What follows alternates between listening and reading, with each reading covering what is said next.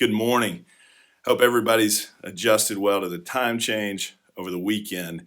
The good news, though, is that the loss of the hour on Sunday means that warmer weather is arriving and should be here soon. A little rainy this weekend. Today in Community Time, we have two more senior speeches. Please join me in welcoming seniors Abhishek Mentridi and Bryce Harlan to the podium in the Thurber Arts Center for their messages today. Good afternoon, everyone. In life, I believe that we should all take risks and try everything around us. I guess you could call me an Epicurean, a person who achieves pleasure by trying new activities. Whether it be trying a new food or starting a business, we live one life. We might as well make the most out of it. We have had quite a school year, from starting off on a hybrid system to going traditional, to going fully back to virtual, and now to a traditional in-person environment.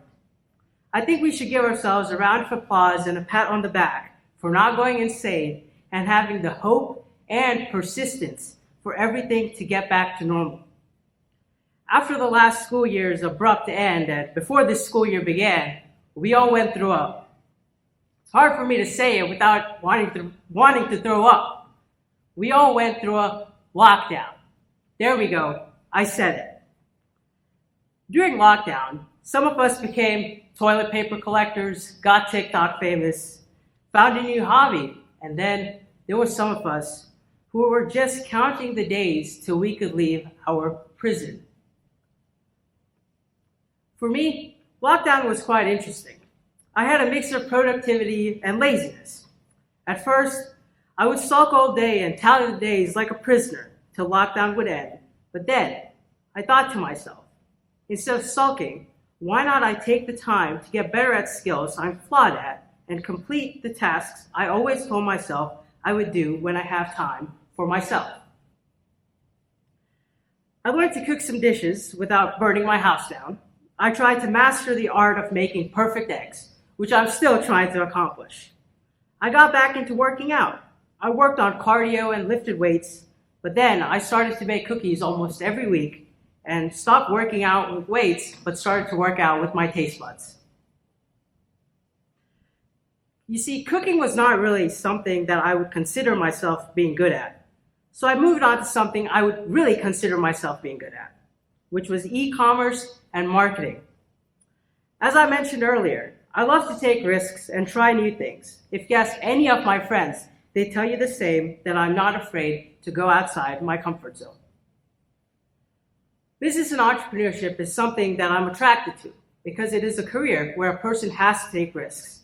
Whether it be launching a new product or buying a new property, there is a risk of failing.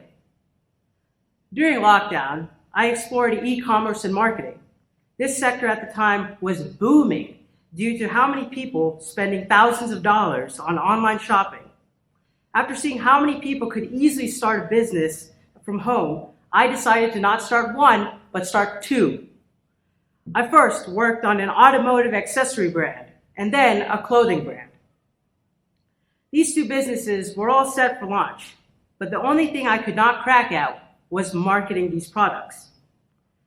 When coming up with my business plan, I did not take into consideration that the products I'm selling are quite ubiquitous and will not drive attention from the public. Due to there being so many clothing brands, none of my products drew attention, and my online businesses failed. You see, I was not really surprised by this because I didn't know how to promote the products, but I was persistent in understanding successful marketing. This past winter, to understand the skills of marketing, I interviewed for a sales job for a national marketing company. This was a perfect first job for me. I got to build on communication skills by speaking to a variety of people and building relationships with customers. I got to experience the ups and downs of sales. For instance, my first day on the job was a no sale.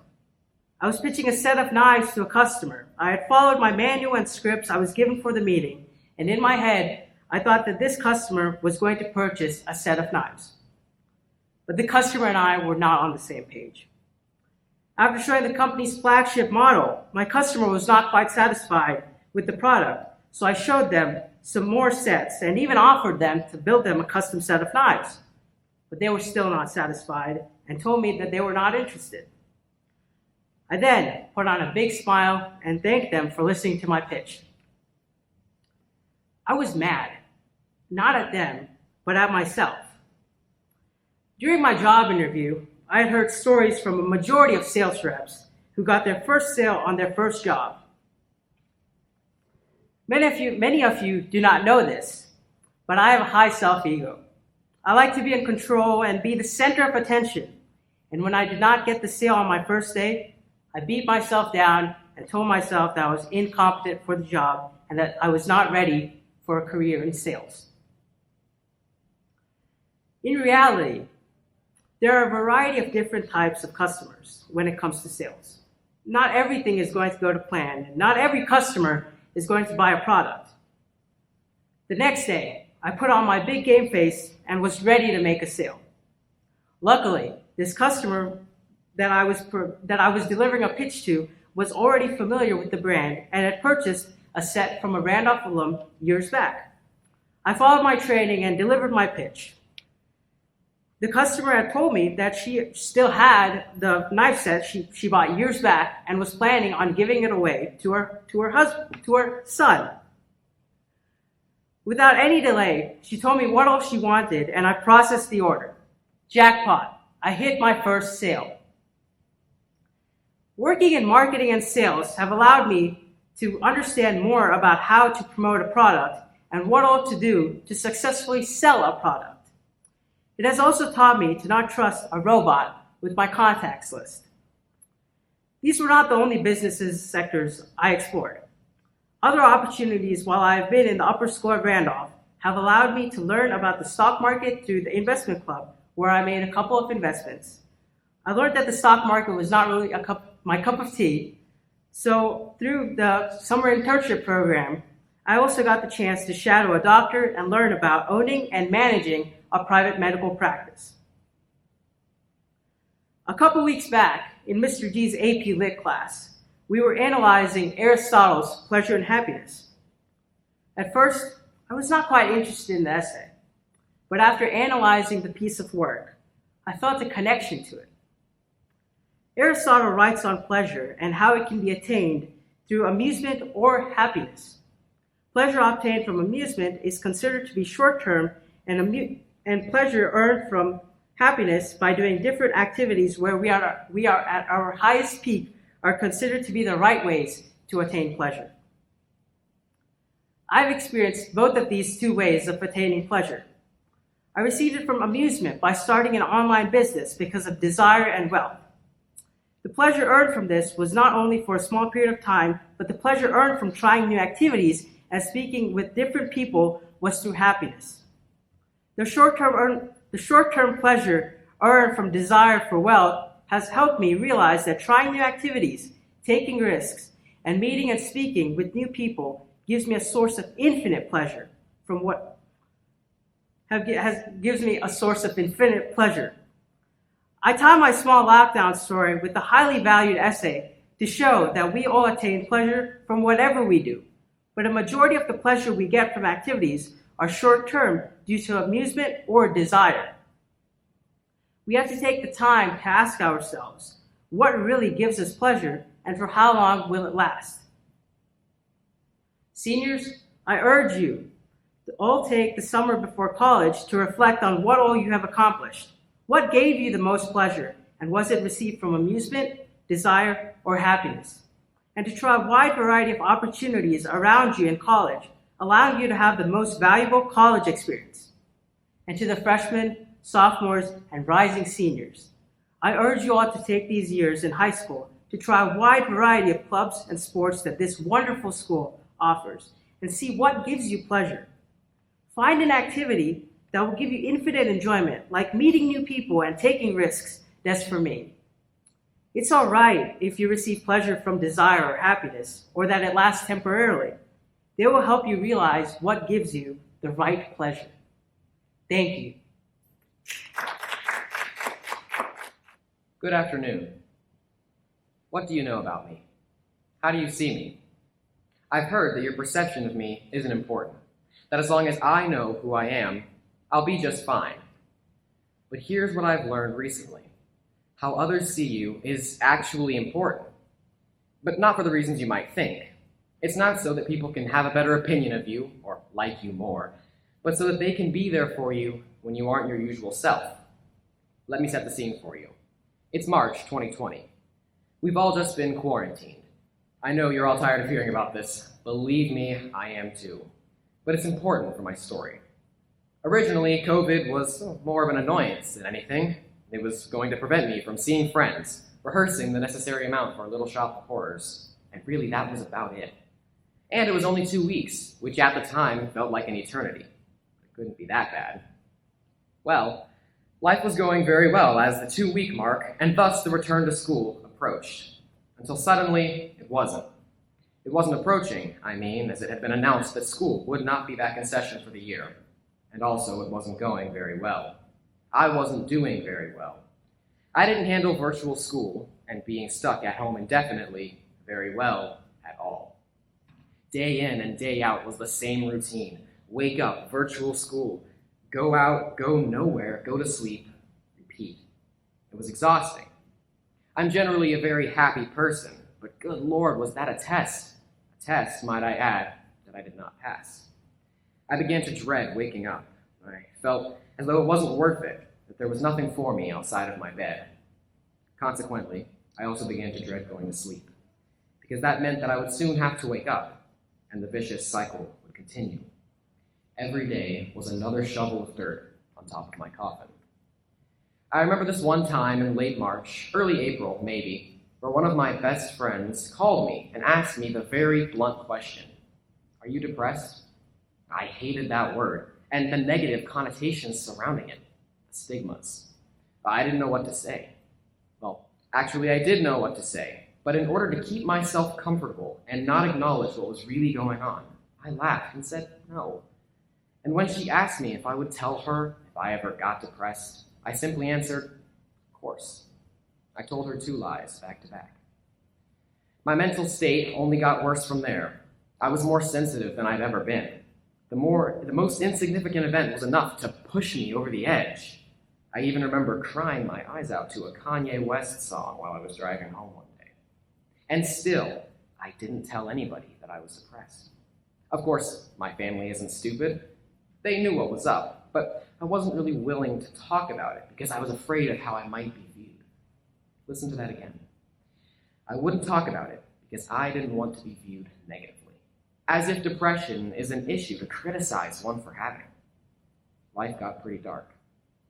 To make matters worse, around mid-April, I stopped hearing from most of my friends.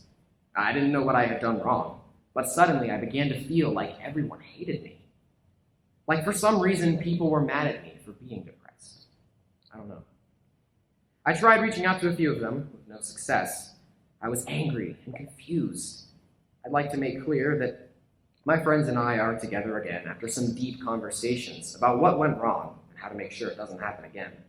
So I'm not mad at anybody about this anymore, but again, it's a very important part of my story, a part which left me isolated, dealing with the worst time of my life all by myself. I'd like to tell you that I rapidly opened up to everybody over the summer, that I went to therapy, that I magically became okay.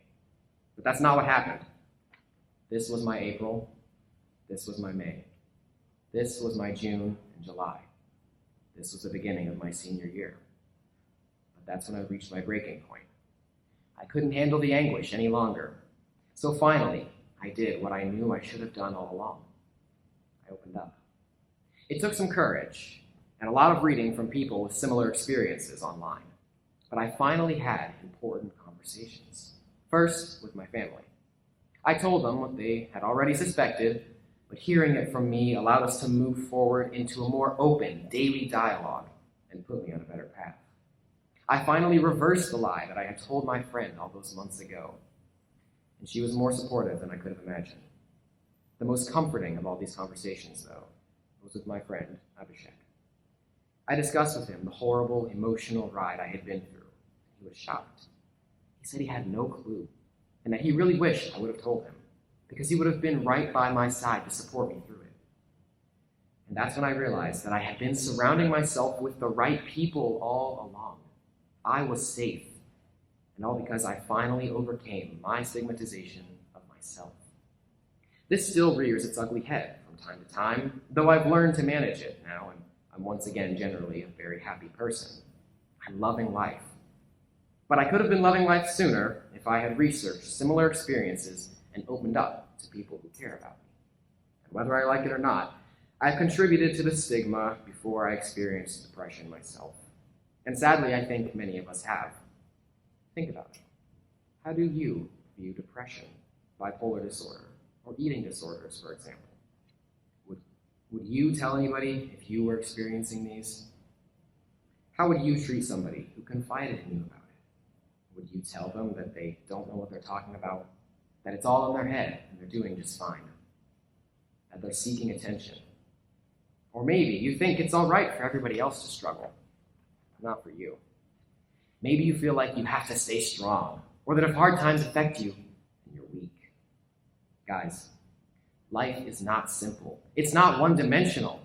There are infinite layers to your daily life and to the lives of every person you see every day. And I believe it's time we start treating people like it. Your friend, parent, cashier, waiter, or random stranger has something going on that you don't know about. And you know what? It's time we start extending that same grace to ourselves. We're so hard on ourselves. And for what? It does no good. Change starts with us. When we open up about our problems, so will the people around us. And if we do that, we can end so many vicious stigmas. And if you don't feel like you can open up to the people around you, you're around the wrong people. If you're around somebody who makes you feel like your problems aren't real, they're not your friend. When you find people who know the happy you, the sad you, the angry you, and you're safe, then you're in good hands. And you can finally feel free to be every complicated aspect of yourself. Thank you.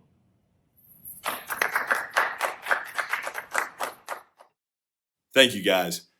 In athletics this week, baseball will play St. John Paul II Tuesday and Thursday, and will take on Whitesburg Christian and AP Brewer on Saturday. Golf will take on Westminster Christian Tuesday, and then a tri-match was set with Westminster Christian and Grissom on Thursday. Soccer travels to Hazel Green on Saturday. Softball has games Monday, Tuesday, and Friday against Columbia, Madison Academy, and Mae Jemison. They will compete in the Mae Jemison tournament on Saturday. Tennis will have matches Monday and Thursday against Priceville, Westminster, and Mae Jemison. Track and field has meets Tuesday and Saturday at Sparkman and Coleman. Good luck to all those teams. In other announcements, this week we will once again start our outdoor lunches. Granted, this week we'll have some rain in the forecast, but Coach Morris will let everybody know if we won't be able to have it each day. The schedule will be the same as it was first semester. Tuesday, Thursday will be juniors and sophomores. Wednesday, Friday will be seniors and freshmen. Also, we've had some non-seniors trying to go places for lunch that they shouldn't be, including their cars and other advisory groups. Remember, only seniors are eligible to go off campus and not eat with their advisory group or now with the outdoor lunches. Thanks for your time and attention today. This week, have a great St. Patrick's Day, be excellent to each other, and seniors, you're dismissed.